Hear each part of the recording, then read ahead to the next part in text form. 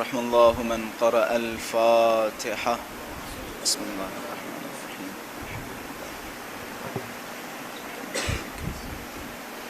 إياك نعبد وإياك نستعين الصراط المستقيم صراط الذين غير المغضوب عليهم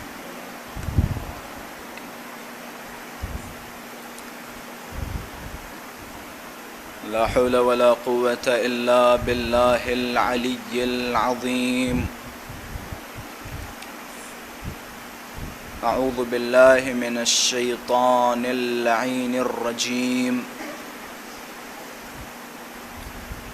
بسم الله الرحمن الرحيم. الحمد لله رب العالمين، والحمد لله الذي نور قلوبنا بمحبة علوية، والحمد لله الذي جعلنا من المتمسكين بولاية المرتضوية، والحمد لله الذي فرض مودته على العربية والعجمية وعلى مبلغ رسالاته الإلهية سيدنا ومولانا أبي القاسم مصطفى محمد صل على اللهم صل وسلم وزد وبارك على صاحب الدعوة النبوية والسولة الحيدرية والعصمة الفاطمية والحلم الحسنية والشجاعة الحسينية والعبادة السجادية والمآثر الباقرية والآثار الجعفرية والعلوم الكاظمية والحجج الرضوية والجود التقوية والنقابة النقوية والهيبة العسكرية الهيبة الإلهية الحجة القائمية. محمد. اللهم عجل لوليك الفرج والعافية والنصر واجعلنا من أعوانه وأنصاره. أما بعد، فقد قال الله تبارك وتعالى في محكم كتابه ومتقن خطابه. بسم الله الرحمن الرحيم. إنما أكرمكم عند الله أتقاكم. صدق الله العلي العظيم. صلوات پڑھیں محمد.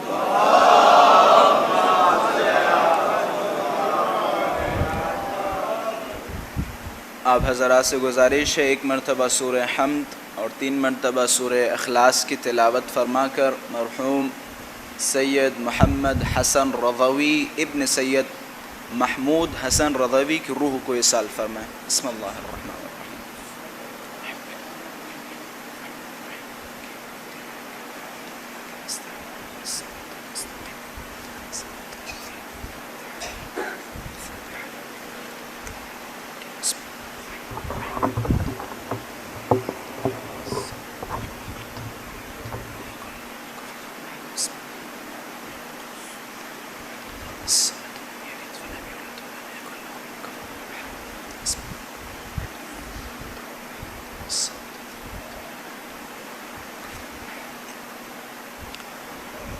وجود نازنین ذوالجود امام زمان عجل اللہ تعالی فرجہ الشریف کی سلامتی اور حضرت کے ظہور میں تعجیل، علماء کرام، فضلاء کرام اور اور مراجعین کرام اور آپ سب اپنی سلامتی اور اہل خانہ کی سلامتی کے لیے بآواز بلند صلوات ہدیہ فرمائیں۔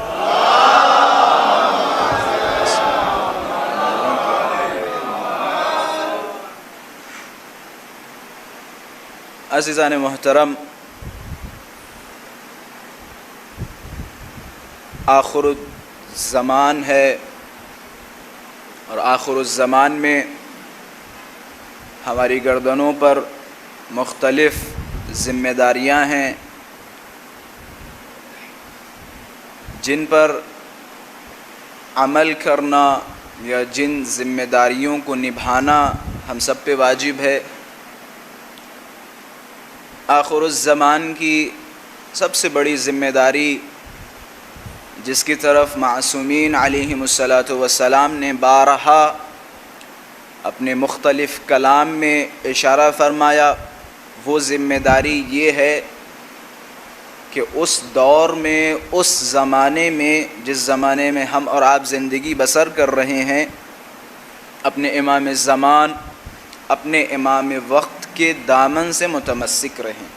یہ سب سے بڑی ذمہ داری ہم سب کی گردنوں پہ واجب ہے، اور میں بارہا دنیا کے مختلف ممبروں سے یہ جملہ کہہ چکا ہوں، اور یہ جملہ آپ حضرات کے سامنے بھی نقل کر رہا ہوں۔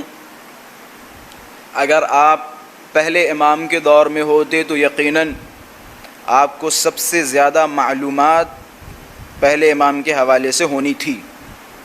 اگر دوسرے امام کے دور میں ہوتے تو آپ سب سے زیادہ معلومات یقیناً تمام اہل بیت کے حوالے سے معرفت ہم سب پہ واجب ہے، لیکن یہاں مسئلہ مقدار کا ہے، تو ہمیں سب سے زیادہ معلومات دوسرے امام کے حوالے سے ہوتی۔ اگر تیسرے امام کے دور میں ہوتے تو تیسرے امام کے حوالے سے ہوتی۔ فی الحال جس دور میں ہم اور آپ زندگی بسر کر رہے ہیں وہ دور کس کا دور ہے؟ امام مہدی عجل اللہ تعالی فرجہ الشریف۔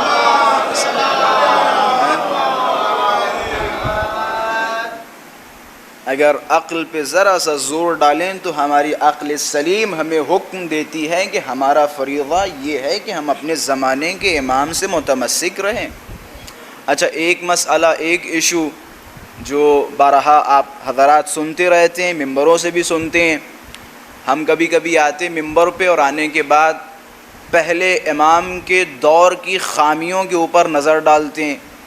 پہلے امام کے دور کی خامی کیا ہے؟ تو ہم کہنے لگیں گے میاں اس دور میں لوگ اتنے غلط تھے کہ علی کا حق بھی چھین لیا، علی کا حق چھین لیا، علی کو پریشان کیا اور علی کے خلاف پروپوگنڈے رچائے۔ یہ ساری خامیاں ہم بیان کریں گے کس دور کی؟ حضرت امیر کے دور کی۔ اور سب سے بڑی خامی اگر ہم بیان کریں گے تو وہ یہ کہ بھائی اس دور کے لوگوں نے علی کا دامن چھوڑ دیا۔ بھائی جملے آپ حضرات تک پہنچ رہی ہیں نہیں؟ اس دور کے لوگوں نے علی کے دامن کو چھوڑ دیا۔ اچھا، خامی بیان کر اس لیے رہے ہیں تاکہ ہم اور آپ عبرت حاصل کریں، اپنے زمانے کے امام کے دامن کو نہ چھوڑیں۔ عبرت کے لیے ہم بیان کر رہے ہیں تاکہ ہمیں عبرت ملے، ہمیں عبرت ملے۔ صرف مظلومیت بیان کرنا ہمارا مقصد نہیں ہے، مظلومیت بیان کرنا صرف ہمارا مقصد نہیں ہے۔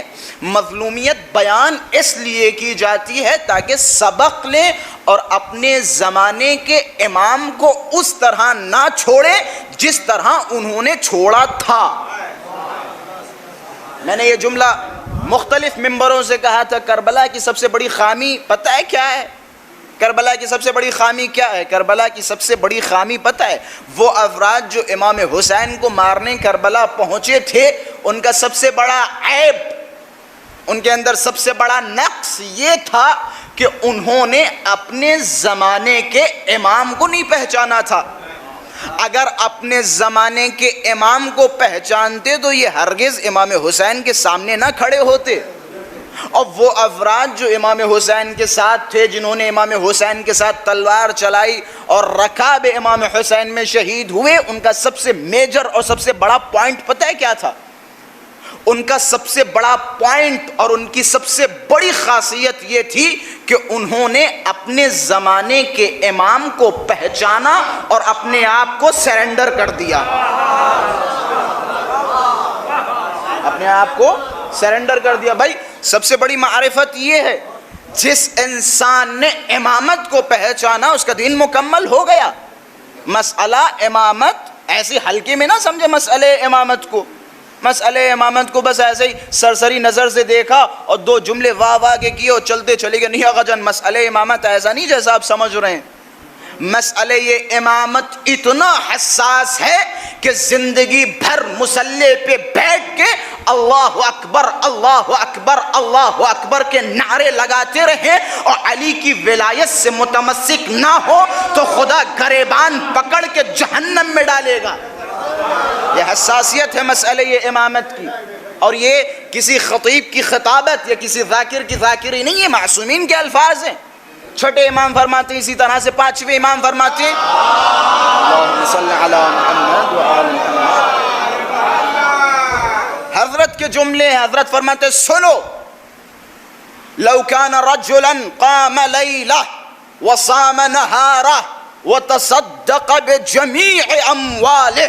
الفاظ کی نزاکت کو سمجھیے گا. معصوم کے الفاظ ہیں کہ اگر کوئی انسان پوری رات مصلی پہ کھڑے ہو کے اللہ اکبر سبحان اللہ کے نعرے لگائے، پوری رات نمازیں پڑھے اور پوری زندگی روزوں پہ روزے رکھے، اور چھٹے امام کی روایت کے مطابق اگر اسے عمر نوح دے دی جائے اور نوح کی جتنی عمر تھی اتنے وہ روزے رکھے، اور آخر میں خدا اسے کئی پہاڑ دے دے سونا و چاندی ہیرو و جواہرات کے، اور وہ آدمی سارے پہاڑ راہ خدا میں صدقہ کر دے. میں نے کہا یہ کسی خطیب کی خطابت نہیں، معصوم کے الفاظ ہیں کہ سارا کا سارا مال راہ خدا میں صدقہ کر دے اور آخر میں بین الرکن والمقام قتل کر دیا جائے، دنیا کی سب سے پاکیزہ ترین جگہ پہ مار دیا جائے، اور مولا فرماتے اس کے دل میں علی کے لیے ذرہ برابر ولایت و محبت نہ ہو،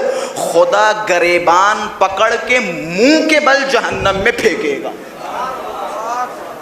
خدا گریبان پکڑ کے منہ کے بل جہنم میں پھینکے گا. تو امامت سے تمسک اور بالخصوص اپنے زمانے کے امام سے تمسک ہم سب کی گردنوں پہ واجب ہے.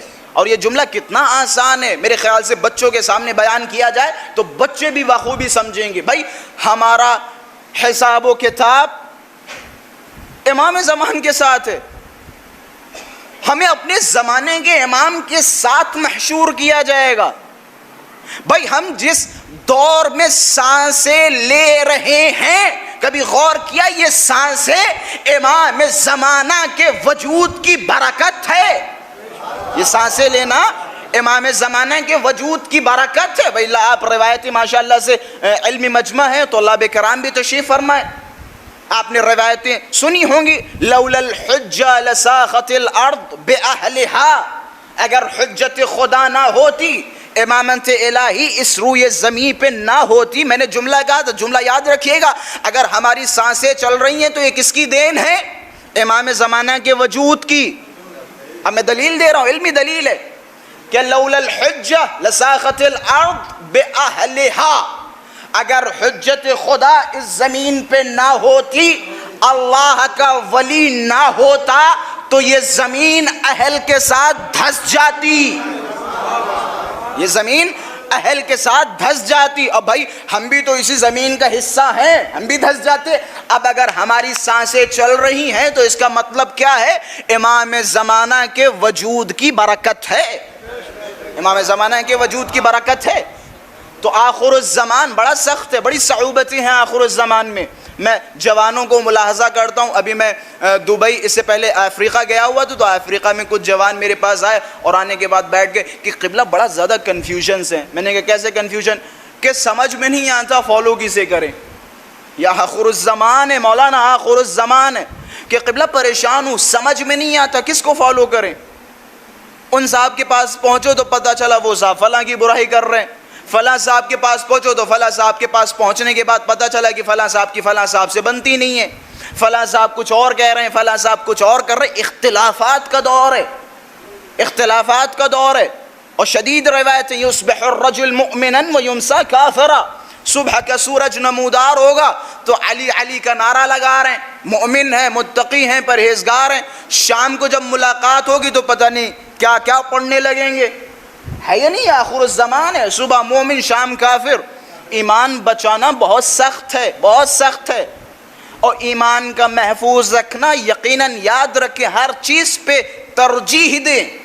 جب جناب عیسیٰ سے خداوند متعال نے فرمایا عیسیٰ ان پریشانیوں کا سامنا تمہیں کرنا ہوگا، تمہارے ساتھ یہ ہوگا وہ ہوگا اور تمہیں اس طرح سے لوگ پریشان کریں گے، تمہارے قتل کی سازش کریں گے، تو جناب عیسیٰ کا جملہ سنیں. جناب عیسیٰ نے فرمایا پروردگارا یہ سارے حادثات جو میرے ساتھ ہوں گے فی سلامت من دینی، کیا میرا دین سلامت رہے گا؟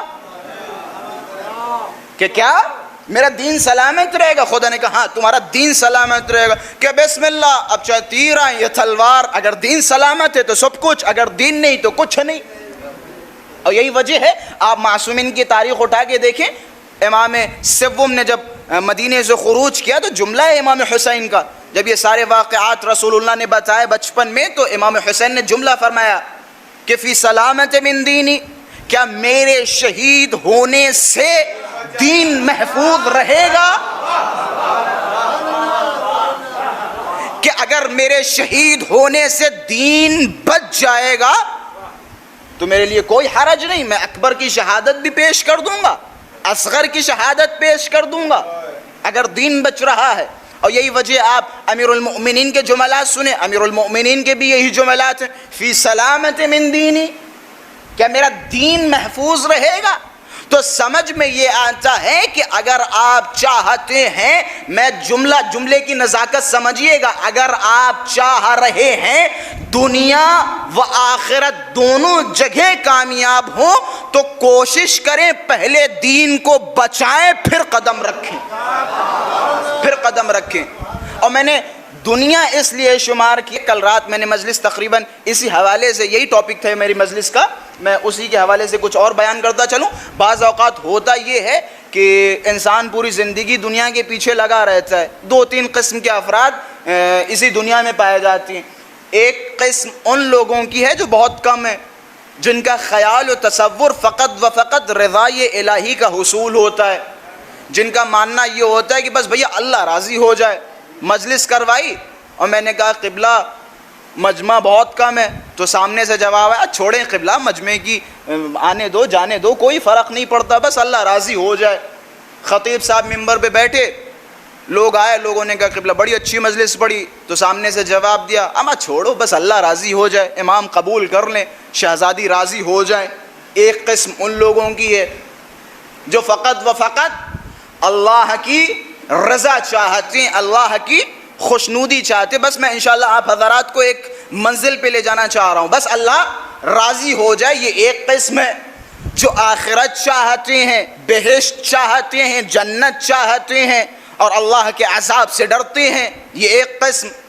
دوسری قسم ان لوگوں کی ہے جو زندگی بھر دنیا کے پیچھے جاتے ہیں، دنیا کے پیچھے دوڑتے ہیں. اچھا یہاں پہ بھی ایک نکتہ بیان کرتا چلوں، ہر دنیا کے پیچھے دوڑنے والا کامیاب نہیں ہوتا، ہر دنیا کے پیچھے دوڑنے والا کامیاب نہیں ہوتا. ایک صاحب ملے، کسی حرام بزنس میں انویسٹ کر رہے تھے جس کی کمائی حرام ہے. خیر میں اشارہ بھی نہیں کروں گا اور بزنس کا نام بھی نہیں بتاؤں گا، بس عبرت کے لیے یہ کچھ جملات آپ حضرات کے سامنے بیان کر رہا ہوں. تو میں نے انہیں سمجھایا، میں نے کہا بھائی اس میں انویسٹ نہ کریں، حرام ہے. نہیں قبلہ انویسٹ کریں، بڑا فائدہ ہے. میں نے کہا ٹھیک ہے جائیں انویسٹ کریں جا کے. کام حرام کر رہے ہیں، دنیا کے پیچھے جا رہے ہیں اور اتفاق سے 3 سال 4 سال سے لگے ہوئے ہیں اور کچھ بھی نہیں بنا پایا. اگر یہ پان کا ایک چھوٹا سا کھوکھا رکھ لیتے تو میرے خیال سے اس سے بہتر ہوتا. تو میں بات جو پہنچانا چاہ رہا ہوں پہنچ رہی ہے نا. بعض افراد دنیا کے پیچھے بھاگتے ہیں لیکن انہیں دنیا ملتی نہیں ہے، اور بعض لوگوں کو جو دنیا کے پیچھے بھاگتے ہیں انہیں مل جاتی ہے. اچھا وہ افراد جو دنیا طلب کرتے ہیں یا دنیا کے پیچھے بھاگتے ہیں، اتفاق سے وہ رسی بھی خدا سے جڑی ہوئی ہے. خدا چاہے تو انہیں دنیا دے دے اور نہ چاہے دنیا نہ دے، لیکن دونوں صورتوں کا حاصل یہ ہے اگر دنیا دی تو بھی جہنم، نہیں دی تو بھی جہنم تمہاری قسمت میں. اور یہ بھائی قرآن کی آیت ہے، قرآن کی آیت. خدا فرماتا ہے من کان یرید العاجلہ عجلنا لہو فیہا ما نشاء لمن نرید، کہ جو بھی یہ زود گزر، جلدی گزر جانے والی چیز طبعا دنیا ہے، کہ جو بھی دنیا چاہتا ہے عجلنا لہو فیہا ما نشاء لمن نرید، کہ جو بھی دنیا چاہتا ہے ہم ہی دینے والے ہیں، ہم جسے چاہیں اور جو چاہیں دے دیتے ہیں. وَجْعَلْنَا لَهُ جَهَنَّمَ يَصْلَاهَا مَذْمُومًا مَدْحُورًا، دی تب بھی اس کی قسمت میں جہنم، اور اگر ہم نے دنیا نہ دی تب بھی اس کی قسمت میں جہنم، تب بھی اس کی قسمت میں جہنم، تب بھی اس کی قسمت میں جہنم. لیکن آیت کا آگے والا حصہ دیکھیں، یہ وہ افراد ہیں جو دنیا کے پیچھے لگے ہوئے ہیں. اب دوسری قسم ان لوگوں کی ہے وَمَنْ أَرَادَ الْآخِرَةَ وَسَعَى لَهَا سَعْيَهَا وَهُوَ مُؤْمِنٌ فَأُولَئِكَ كَانَ سَعْيُهُمْ مَشْكُورًا. اور وہ جو اللہ کی رضا چاہتے ہیں، اور وہ جو اللہ کی مرضی چاہتے ہیں، اور وہ جو آخرت چاہتے ہیں، اور وہ مؤمن بھی ہیں، ان کے دلوں میں خدا و رسول کی محبت بھی ہے، خدا ان کی اس کوشش کو قبول کرتا ہے اور ان کی قسمت میں جنتوں کی بشارتیں خدا نے دی ہیں. اب یہ دو قسم کے افراد، ایک وہ جو دنیا کے پیچھے بھاگ رہے ہیں اور ایک وہ جو آخرت کے پیچھے بھاگ رہے ہیں. اور میں نے بارہا یہ جملہ کہا، وہ انسان جو اپنی آخرت کے پیچھے بھاگ رہا، یقین جانے خدا اسے دنیا سے بھی نوازے گا اور آخرت تو ہے ہی اس کی. لیکن جو دنیا کے پیچھے بھاگ رہا، پتہ نہیں اس دنیا میں کامیاب ہوگا یا نہیں، لیکن آخرت اس نے پہلے ہی خراب کر لی. تو ہماری کوشش اللہ کی رضا ہونی چاہیے، اللہ کی مرضی ہونی چاہیے. اگر اللہ کی رضا کے لیے ہم نے کچھ کیا اور اللہ کی رضا مقصد میں رہی تو خداوند متعال کامیابی کی عجیب و غریب منزلوں سے نوازے گا، عجیب و غریب منزلوں سے نوازے گا. اور رضائے الہی کا مسئلہ بڑا حساس ہے. خدا کا پورا دین رضائے الہی پہ منحصر ہے. خدا نے عہدے انہیں دیے جو اللہ کی رضا پہ راضی ہیں اور اس کی قضا پہ راضی ہیں، انہیں خدا نے عہدوں سے نوازا. جناب موسیٰ ایک دن کہنے لگے پروردگارا کیا کوئی ایسا بندہ ہے جس سے تو مجھ سے زیادہ پیار کرے، مجھ سے زیادہ چاہتا ہو؟ کہ ہاں ایک بندہ ہے جسے میں بہت پیار کرتا ہوں، بڑا عشق کرتا ہوں. دیکھیں میں مسئلہ سمجھا رہا ہوں، اللہ کی رضا پہ راضی ہونا کیسا، کہ میں بہت پیار کرتا ہوں. اب جناب موسیٰ نے جب سنا کہ عجیب کوئی ایسا بھی آدمی اس دنیا میں ہے جس سے خدا مجھ سے زیادہ پیار کرتا ہے، اب موسیٰ کے دل میں حسرت بڑھی، آخر دیکھوں تو صحیح اس کے کام کیا ہیں، اس کی صفات کیا ہیں. اب موسیٰ نے اصرار کرنا شروع کیا، پروردگارا اس آدمی کی زیارت تو کروا، اسے دیکھنا چاہ رہا ہوں، اس سے ملنا چاہ رہا ہوں. جناب موسیٰ کے پاس جبرائیل آئے اور آنے کے بعد فرمایا چلو میں تمہیں اس آدمی سے ملانے لے چل رہا ہوں جسے خدا بہت چاہتا ہے، بہت پیار کرتا ہے. جناب موسیٰ چل دیے. چلتے چلتے راستے میں ایک دریا پہنچی، دریا کو پار کیا، پھر آگے بڑھتے رہے. جنگلات، کچھ دکھائی نہیں دے رہا ہے. اب جب دیکھا تو وہاں ایک آدمی پڑا ہوا ہے، پھٹے کپڑے ہیں اور دنیا کی ماشاءاللہ سے ہر بیماری اس کے اندر ہے، ہر بیماری اس کے اندر ہے. پیر خراب، ہاتھ خراب، کڈنی خراب، گودے خراب، سب کچھ خراب، پوری مشین اس کی خراب پڑا ہے. اب جناب موسیٰ جب پہنچے کہ ہاں بھائی کہاں ہے وہ آدمی جس سے تم ملوانے آئے تھے؟ عجب نہیں، جناب جبرائیل مسکرائے ہوں فرمایا کہ یہی آدمی ہے جسے خدا بہت پیار کرتا ہے. اب موسیٰ ایک مرتبہ اس کی حالت دیکھ رہے ہیں اور ایک مرتبہ جبرائیل کی طرف دیکھ رہے ہیں. مسئلہ یہ ہے کہ بھائی جناب موسیٰ سمجھ یہ رہے تھے کہ جس سے خدا پیار کرتا ہے یقیناً وہ بہت لمبی چوڑی نمازیں پڑھنے والا ہوگا، روزے رکھنے والا ہوگا، بڑی دعائیں پڑھنے والا ہوگا. یہ تو یہاں پڑا ہے پتھروں پہ. جبرائیل نے کہا موسیٰ تم خود جاؤ اس سے پوچھو بھائی خدا اس سے پیار کیوں کرتا ہے. جناب موسیٰ نے اسے اٹھایا اور بٹھایا کہ میں نے سنا یہ ہے کہ خدا تم سے بہت پیار کرتا ہے کہ وہ آپ جانے، آپ اللہ کے نبی ہیں، ہمیں کیا پتا. اب جناب موسیٰ پریشان. جبرائیل نے کہا ٹھہرو ابھی دکھاتا ہوں کہ اللہ اس سے پیار کیوں کرتا ہے.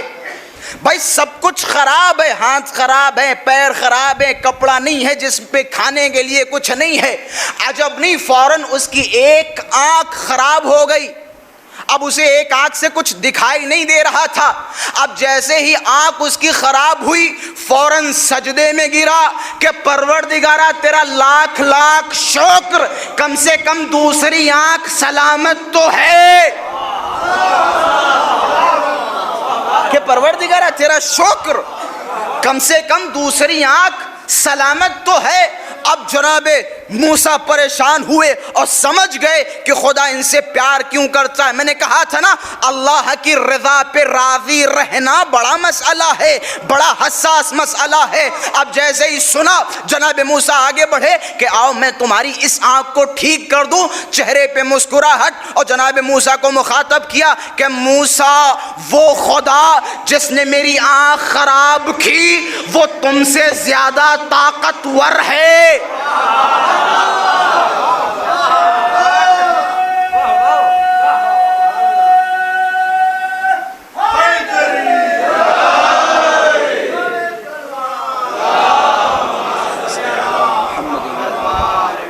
کہ وہ تم سے زیادہ طاقتور ہے. بھائی جو آنکھ لے سکتا ہے وہ آنکھ دے بھی سکتا ہے. اگر اس کی مرضی ہوئی تو آنکھ واپس ہوگی، مرضی نہیں تو ہم خوش ہیں، ہم راضی ہیں.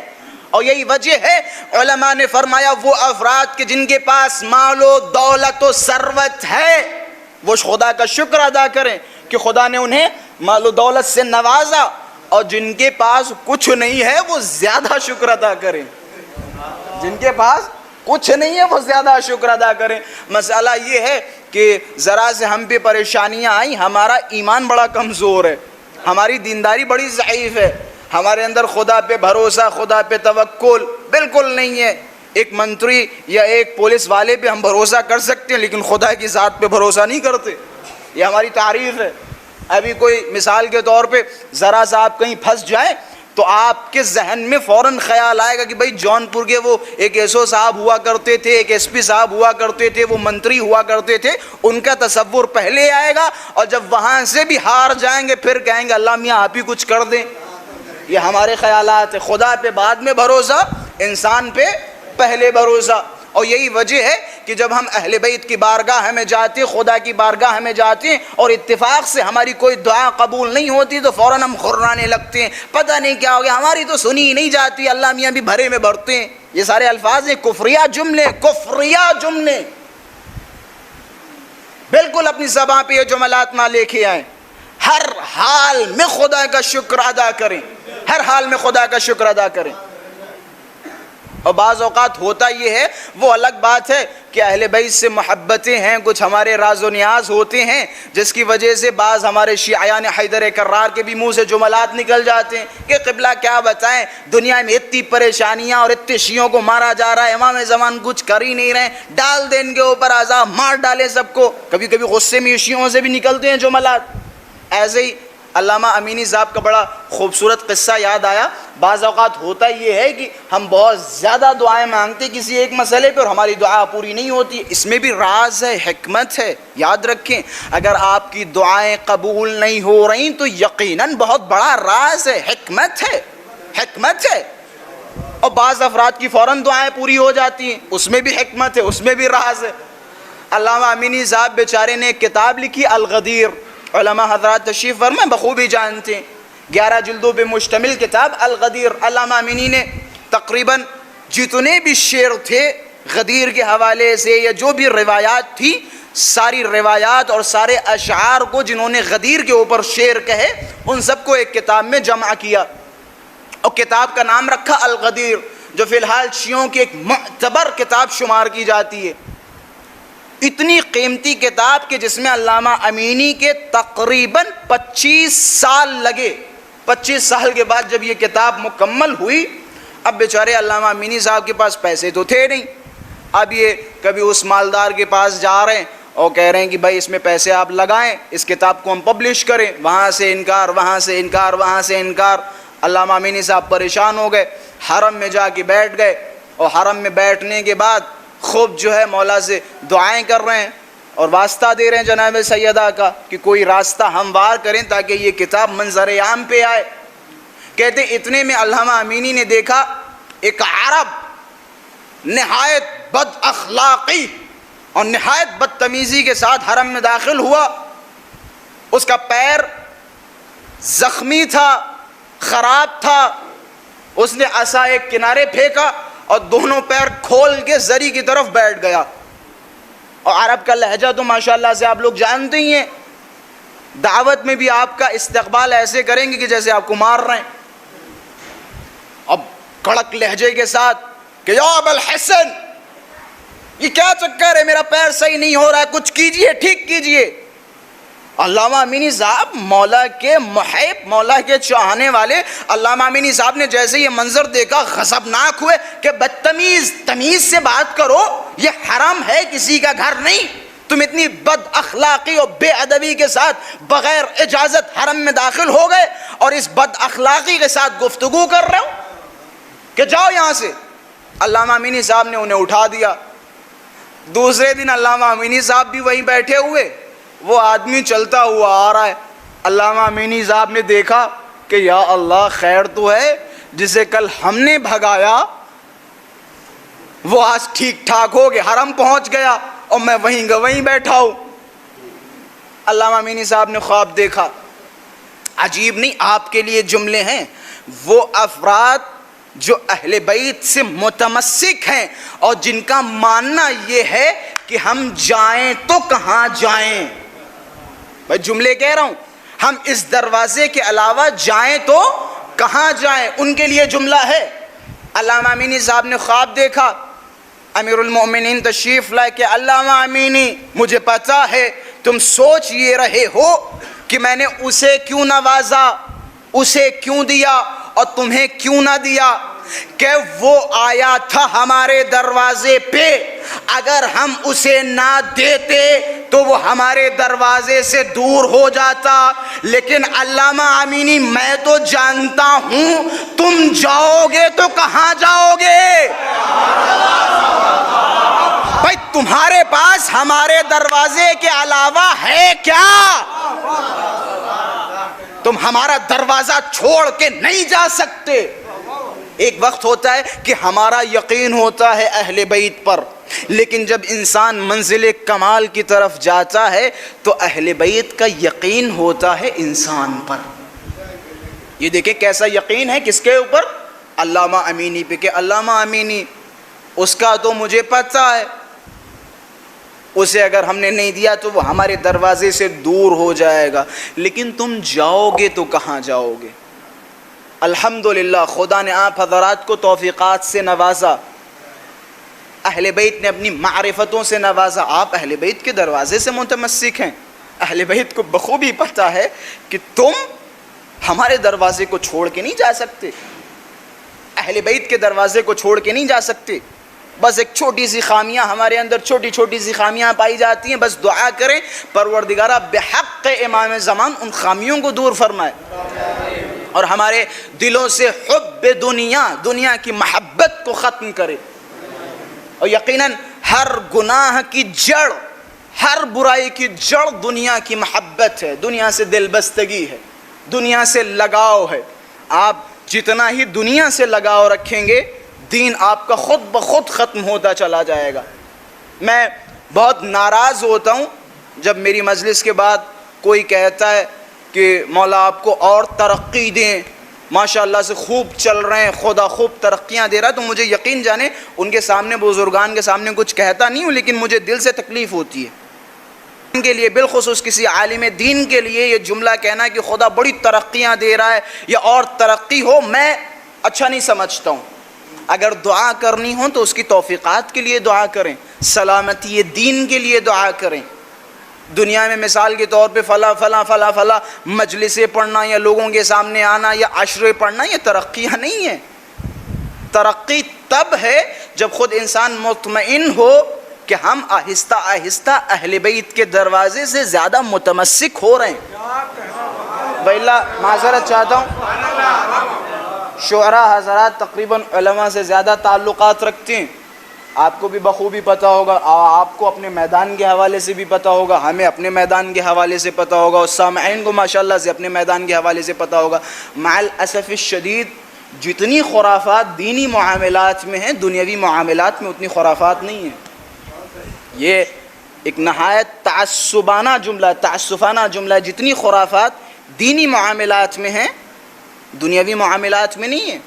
اور آپ دیکھیں بھائی، روایت ہے اہل بیت علیہم الصلاۃ والسلام نے بعض چیزیں ایسی بیان کی، آج بھی سنو تو کبھی کبھی ہنسی بھی آتی ہے، اور پھر اہل بیت کی معرفت کے لیے اور بھی آپ کی فکریں بلند ہو جاتی ہیں۔ مولا نے فرمایا کہ حسد کے کچھ باب ہیں، حسد کے کچھ باب ہیں، ان میں سے 9 باب علماء کے پاس رکھے گئے اور 1 باب آپ لوگوں کو دیا گیا ہے۔ 9 باب علماء کو دیے گئے، پڑھے لکھے لوگوں کو دیے گئے۔ تو خلاصہ جتنی برائیاں، کیونکہ شیطان سب سے زیادہ اس ماحول میں جائے گا جو ماحول نورانی ہوگا، جو ماحول دینی ہوگا۔ بھائی شیطان شراب خانوں میں نہیں جاتا، شیطان مجلسوں میں آتا ہے، شیطان مسلوں کے پاس آتا ہے، شراب خانے میں شیطان نہیں جاتا کہ تم تو ہو ہی بزی رہو، ہمیں کیا مطلب۔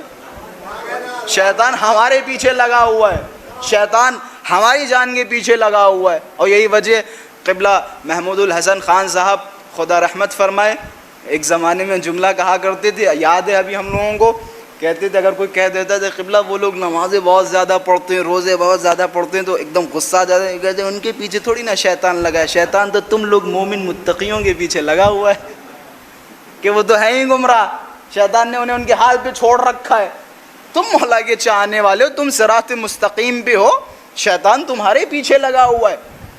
تو خلاصہ اپنے دلوں سے حب دنیا جتنی کم کر دیں، امام سے متصل ہوتے رہیں گے۔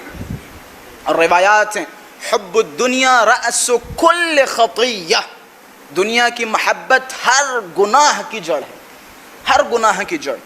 اپنی زندگی سادہ رکھیں، سادہ زندگی میں بہت آرام ہے، بڑی خوشیاں ہیں، بڑی خوشیاں ہیں۔ میں نے کل ایک قصہ بیان کیا تھا، وہ قصہ دوبارہ تکرار کر دوں تو کوئی قباحت نہیں، بڑا مختصر۔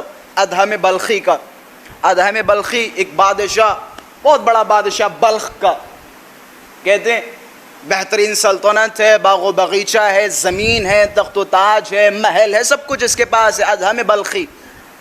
ایک دن یہ اپنے تخت پہ بیٹھا ہوا اور اپنی سلطنت کو دیکھ رہا تھا، اچانک سے ایک فقیر پہ نظر پڑی، فقیر نے اپنے جھولے سے ایک روٹی نکالی سوکھی ہوئی اور اس روٹی پہ نمک ڈالا اور کھانے لگا، اور جیسے ہی وہ روٹی ختم ہوئی وہیں گرا اور سو گیا۔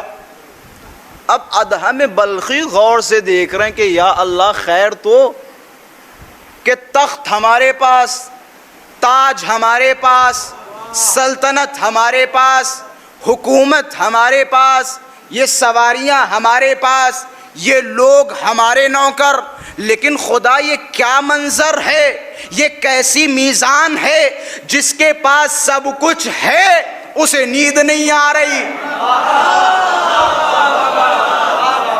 اور جس کے پاس کچھ نہیں ہے وہ ایک سوکھی روٹی کھا کے زمین پہ سو رہا ہے۔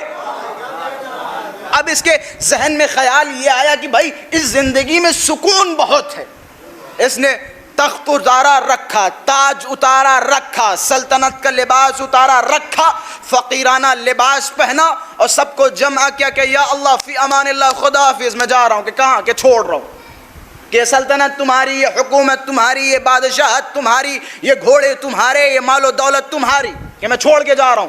فقیرانہ لباس پہنا اور نکل گیا،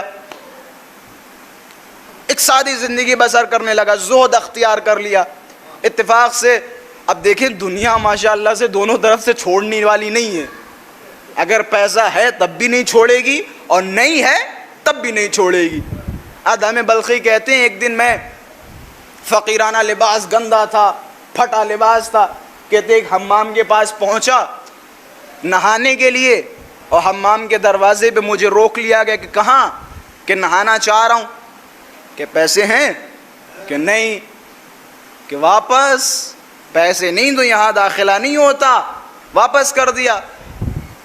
افسوس بھی کر رہے ہیں، افسوس اس بات کا کہ ایک بادشاہ، نوبت یہ آ گئی کہ ایک حمام میں داخل نہیں ہونے دے رہے لوگ، اور ہنس اس لیے رہے کہ بھائی یہ دنیا جہاں بغیر پیسے یا بغیر کسی چیز نہانے کے لیے حمام میں داخل ہونے کی اجازت نہیں دے رہے، یہ بے عقل و بے شعور انسان تصور کیسے کر سکتا ہے کہ خدا آخرت میں جنت میں بغیر اعمال گھسنے دے؟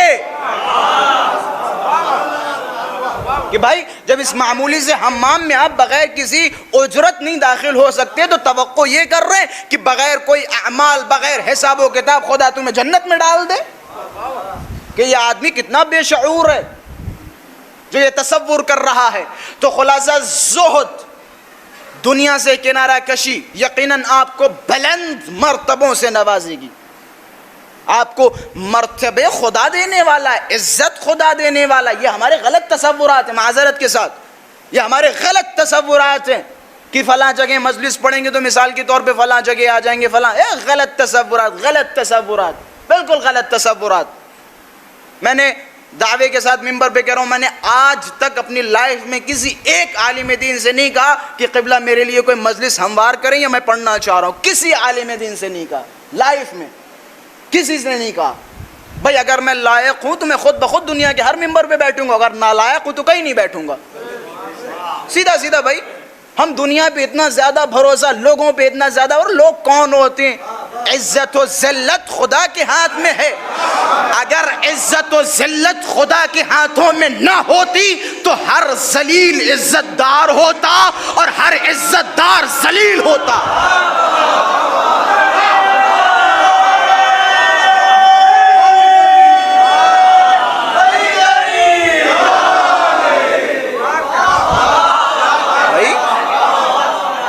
بندوں کے ہاتھوں میں نہیں ہے یہ اختیارات، خدا کے ہاتھوں میں، یہ مسائل خدا کے ہاتھوں میں، بندوں کے ہاتھوں میں نہیں ہے۔ تو خلاصہ میں اختتام کی طرف آ رہا ہوں، یقیناً وقت بھی آہستہ آہستہ ختم ہوتے جا رہا ہے۔ تو خلاصہ ہم سب کا آخر الزمان کا سب سے بڑا فریضہ یہ ہے کہ ہم دنیا سے کنارہ کشی اختیار کریں۔ جتنا زیادہ دنیا سے کنارہ کشی اختیار کریں گے اتنا زیادہ اپنے امام سے متصل ہونے لگیں گے۔ اور میں نے شاید پرسوں یا نرسوں اسی چینل کے ذریعے، اب میں پڑھ بھی نہیں سکتا ہوں کیونکہ اسی چینل پہ پڑھ چکا ہوں، میں نے 2 یا 3 دن پہلے اکبر پور کی مجلس میں بیان کیا تھا کہ اگر امام زمان سے ملنا چاہ رہے ہو، امام زمان سے تعلقات رکھنا چاہ رہے ہو تو اس دنیا کو پیچھے پھینکنا ہوگا۔ اس دنیا کے ساتھ اگر آپ کے ذہن میں یہ دنیا ہے، دنیا کی مال و دولت ہے، دنیا کے تصورات ہیں، تو آپ امام زمان سے مل نہیں سکتے۔ امام زمانہ سے ملنے کے لیے آپ کو دنیا چھوڑنی ہوگی، دنیا ترک کرنی ہوگی۔ اور کیا خوبصورت پہلے امام نے کچھ عبرت ناک جملے فرمائے اور ہم سب کو دعوت دی کہ ایک ایسا جانور کہ جسے ہم بے عزتی سے گھر سے بھگاتے ہیں، مولانا نے فرمایا خوش قسمت ہے وہ انسان کہ جس کی زندگی اس جانور جیسی ہے۔ ایک صلوات پڑھیں تو میں حدیث سناؤں۔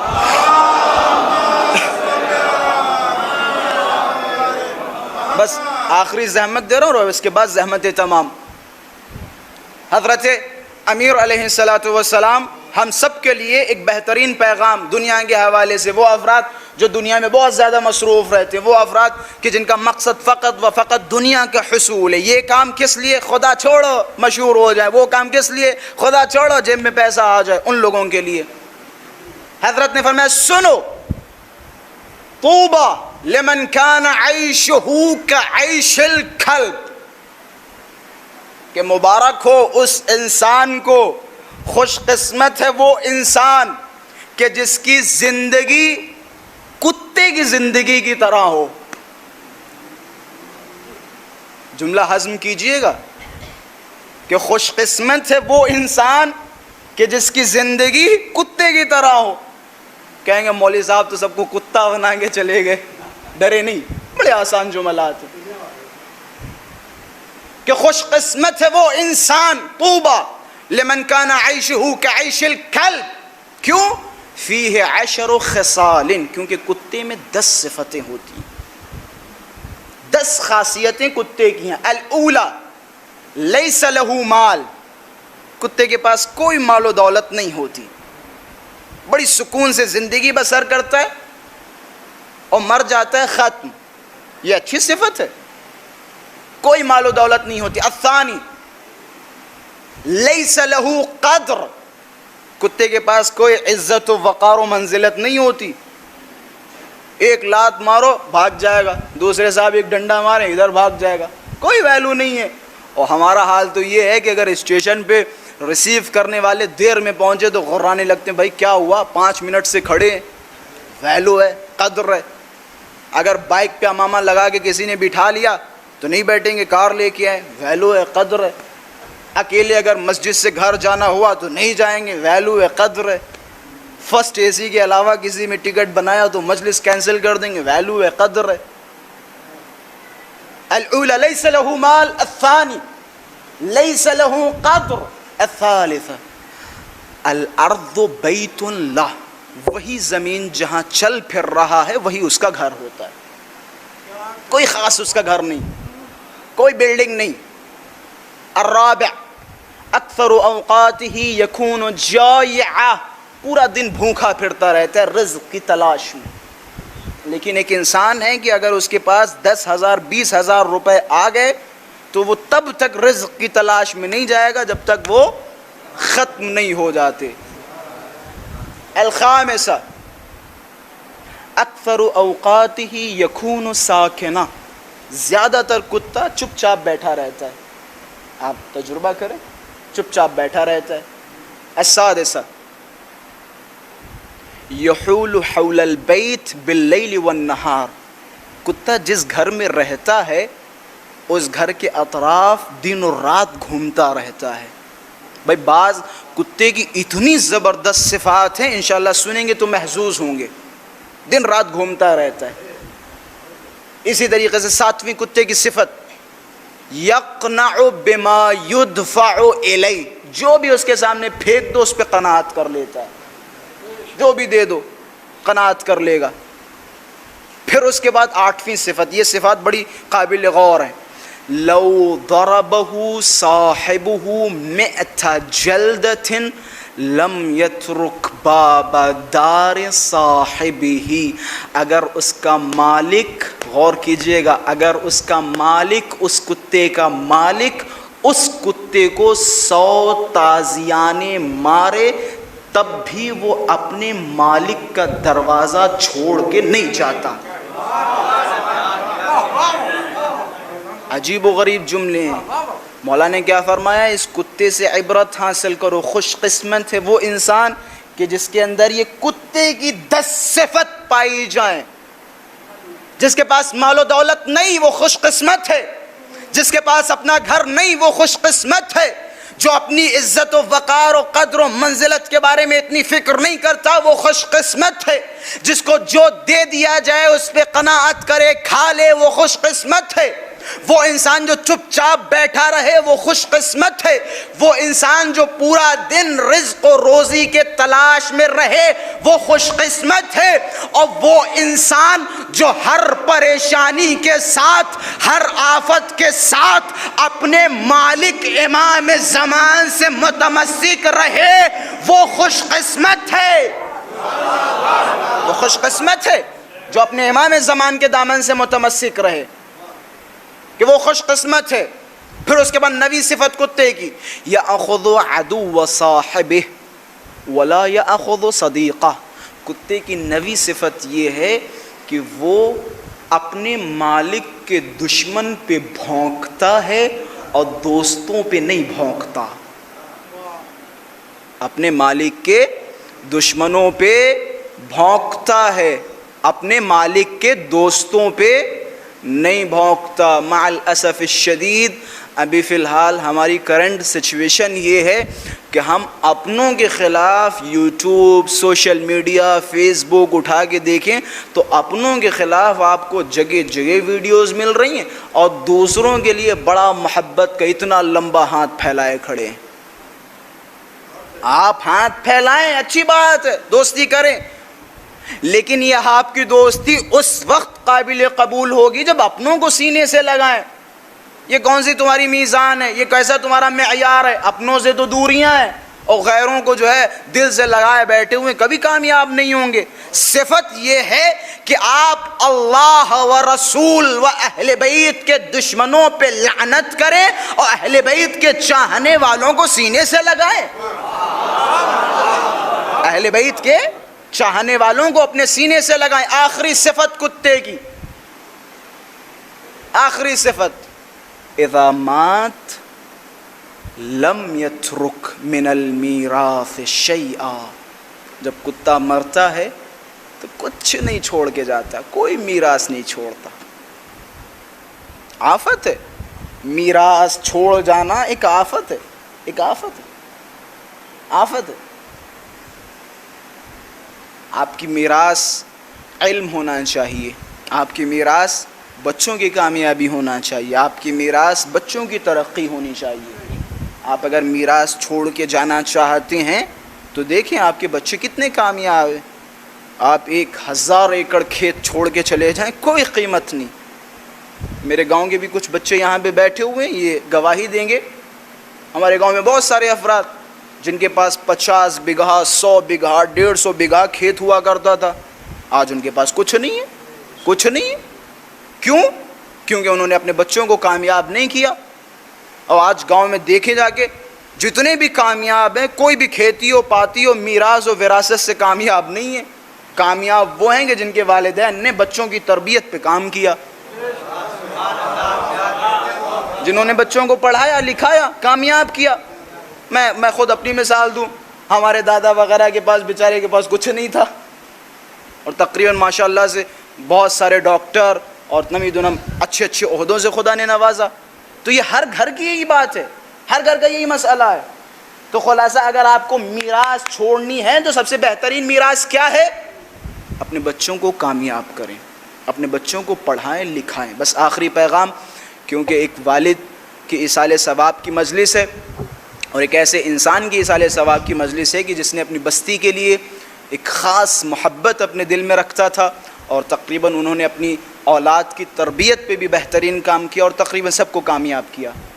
تو لہٰذا حق بنتا ہے کہ ایک پیغام چھوٹا سا ایک والدین کے فرائض کے لیے دیا جائے. آپ حضرات نے سنا ہوگا بچوں کے بہت سارے فریضے ہیں، اولاد کے بہت سارے فریضے ہیں والدین کے لیے. اولاد کا سب سے پہلا فریضہ یہ ہے کہ حتیٰ اپنے والدین کو اف تک نہ کرے. نافرمانی تو چھوڑو، اف تک نہ کرے، احترام کرے، عزت کرے. یہ سارے کس کے فریضے ہیں؟ اولاد کے.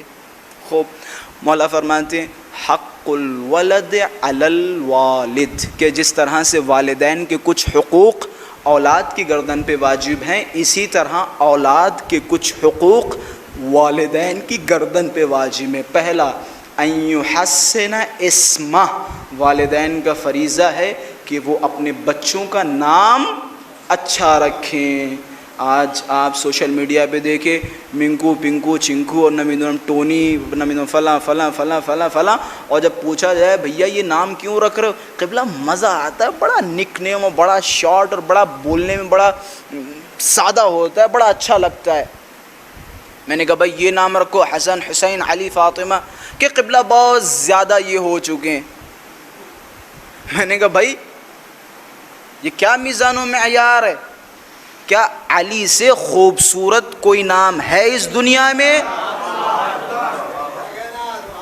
کہ قبلہ علی بہت زیادہ ہے، دنیا میں جاؤ علی علی علی علی علی محمد محمد محمد۔ میں نے کہا بھائی تم نے سیرت تو نہیں پڑھی، اگر سیرت حسین پڑھی ہوتی تو یہ جملے نہ کہتے۔ جب سید سجاد سے ملعون مخاطب ہوا ابن زیاد اور کہا اے سجاد اے علی تم اپنا نام علی بتا رہے ہو، علی تو کربلا میں شہید کر دیے گئے۔ اب امام سجاد نے فرمایا کہ سنو کہ میرے بابا نے فرمایا تھا لو رزقتو، اگر خدا مجھے 100 بیٹے دیتا تو میں سب کے نام علی رکھتا۔ اگر خدا 100 بیٹے دیتا۔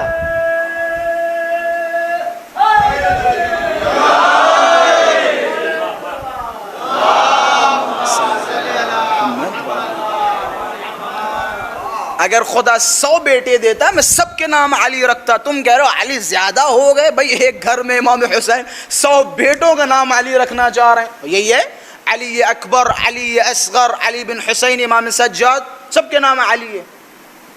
ایک والدین کا فریضہ اپنے بچوں کا نام اچھا رکھیں، دوسرا فریضہ ان یحسن ادبہ، اپنے بچوں کو مؤدب بنائیں، ادب سکھائیں، یہ والدین کا فریضہ ہے۔ تیسرا ان یعلم القرآن، والدین کا فریضہ ہے کہ وہ اپنے بچوں کو قرآن سکھائیں۔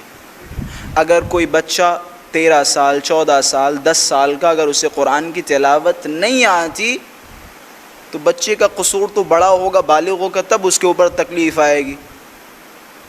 جس بچے کو قرآن پڑھنا نہیں آتا والدین کا قصور ہے۔ اور میں بغیر کسی خوف و ڈر آپ میں سے ہوں یا نہ ہوں میری صحت پہ کوئی اثر نہیں پڑتا، اگر نہیں سکھایا تو والدین کا قصور۔ اگر کسی بچے کو قرآن پڑھنا نہیں آتا والدین کا قصور، چاہے وہ میرے والد صاحب ہوں یا کسی اور کے والد صاحب ہوں، قصوروار ہیں اگر بچے کو قرآن کی تلاوت نہیں آتی۔ بھائی فریضہ ہے آپ کا، والدین کا فریضہ ہے۔ کہنے لگے قبلہ ٹائم نہیں نکل پاتا ہے، اچھا آپ کے پاس ٹائم نہیں، آپ بیٹھ کے پڑھائیں۔ ایک 4 یا 5 سال کے بچے کو روز صبح اسکول ڈراپ کرنے جا سکتے ہیں، 1 گھنٹہ ٹیوشن نہیں لگا سکتے، اپنے بچوں کو قرآن نہیں سکھا سکتے۔ تو خلاصہ والدین کی ذمہ داریوں میں سے ایک سب سے بڑی ذمہ داری کہ وہ اپنی اولاد کو قرآن سکھائیں۔ وہ قرآن جس قرآن کی حفاظت میں امام حسین نے اپنا سب کچھ قربان کر دیا، سب کچھ قربان کر دیا۔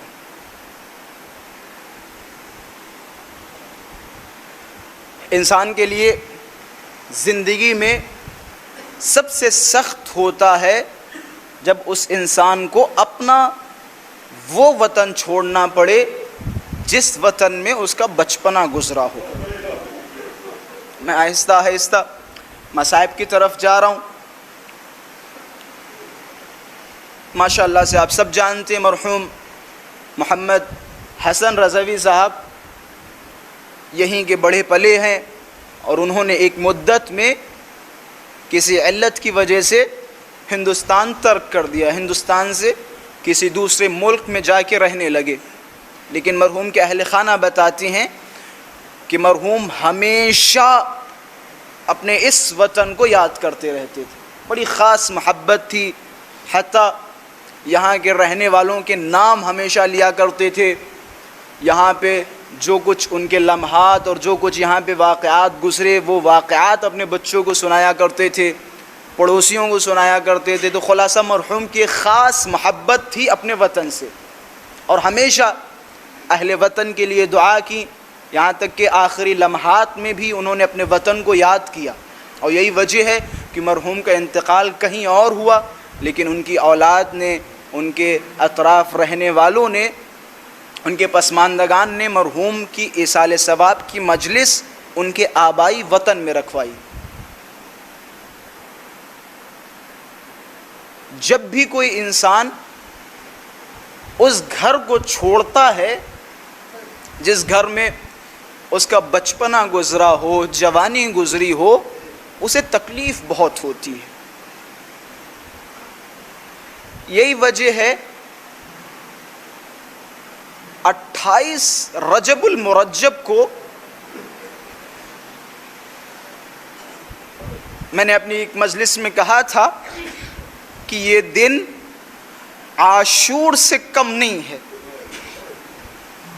اگر مصیبت کے حوالے سے دیکھے تو عاشور سے کم نہیں ہے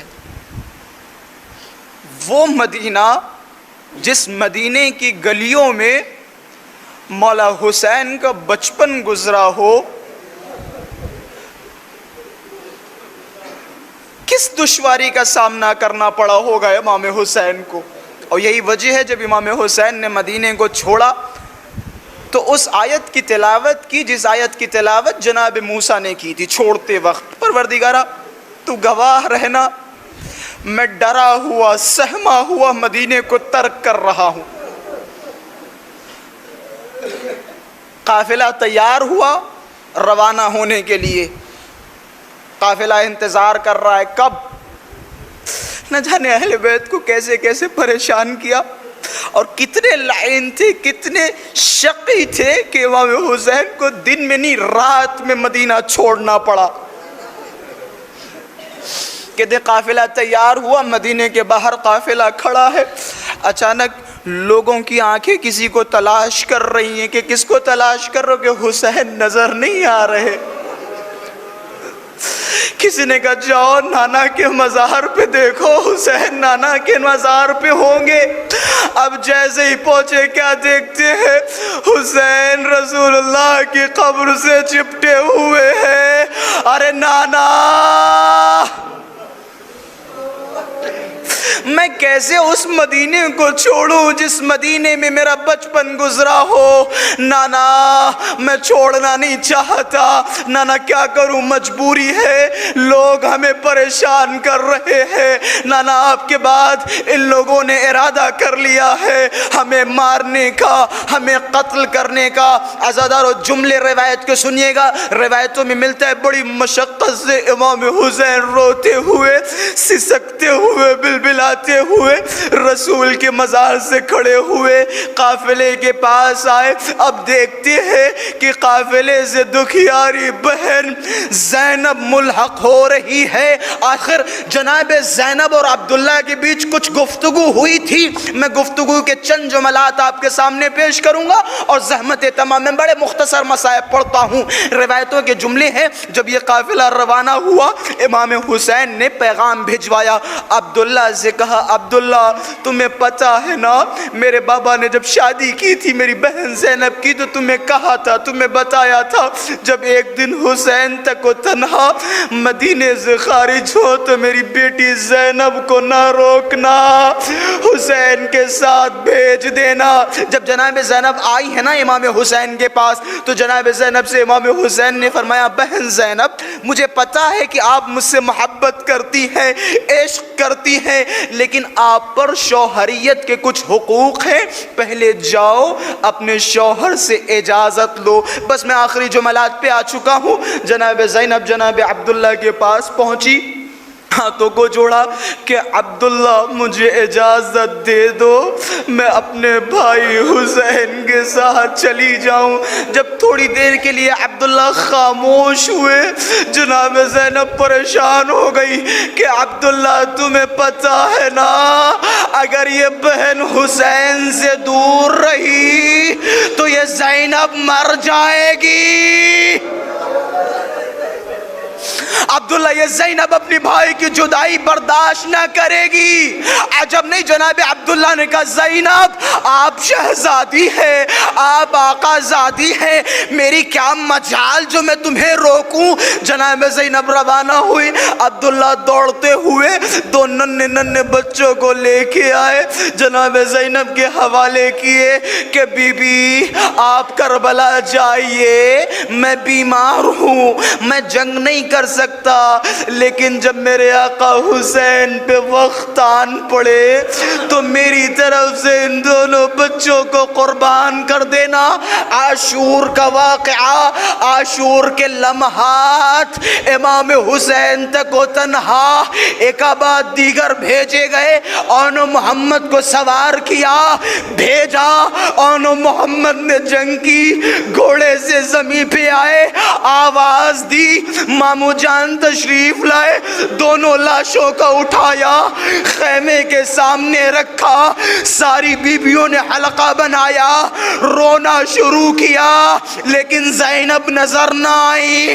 روز عاشور امام حسین کے لاشے پہ زینب چپٹ چپٹ کے رو رہی ہے، ارے ہائے میں اس پہ روؤں گی جس کی ماں نہیں ہے۔ میں جملہ کہہ کے جا رہا ہوں، روایتوں میں ملتا ہے 11 محرم جب یہ قافلہ روانہ ہوا، سب نے اپنے آپ کو لاشوں پہ گرایا، کسی نے اصغر کے لاشے پہ، کسی نے اکبر کے لاشے پہ، کسی نے قاسم کے ٹکڑوں پہ۔ اب جیسے ہی جناب زینب اور محمد کے لاشے پہ پہنچی، اپنے بیٹوں کے لاشوں کی طرف نہ دیکھا، آگے بڑھی، حسین پہ گری، سینے سے لگایا۔ کوفے کا ماحول، کوفے کا منظر، جب سر آئے سب نے اپنے اپنے شہیدوں کے سروں کو لیا، زینب دوڑتی ہوئی حسین کے سر کو لیتی ہے، سینے سے لگاتی ہے، ارے میرے ماں جائے، آپ کو کربلا میں تڑپا تڑپا کے مارا، بس ختم کی مجلس۔ روایتوں کے جملے ہیں جب قافلہ مدینے پہنچا، ابھی زینب نے اپنے بچوں پہ گریہ نہیں کیا، مدینے پہنچا، عبداللہ سے ملاقات ہوئی، عبداللہ نے فرمایا بی بی شہزادی میں نے سنا ہے کہ آپ نے اپنے بچوں پہ گریہ نہیں کیا۔ عجب نہیں فرمائے، ارے عبداللہ میں اپنے بچوں پہ گریہ کیسے کرتی جبکہ حسین کا بریدہ سر، جبکہ حسین کا بریدہ سر میری آنکھوں کے سامنے ہے۔ جناب زینب گھر میں بیٹھی، جب تھک گئی، جب سب پہ رو چکی، گھر میں داخل ہوئی، اب زینب کو کچھ دکھائی نہیں دے رہا، دو چھوٹے چھوٹے مسلوں کو لیا، اپنے سینے سے لگایا، آواز دی، ہائے اون، ہائے محمد، تمہارے بعد ماں کا کلیجہ پھٹ رہا ہے، ماں کا جینا محال ہے۔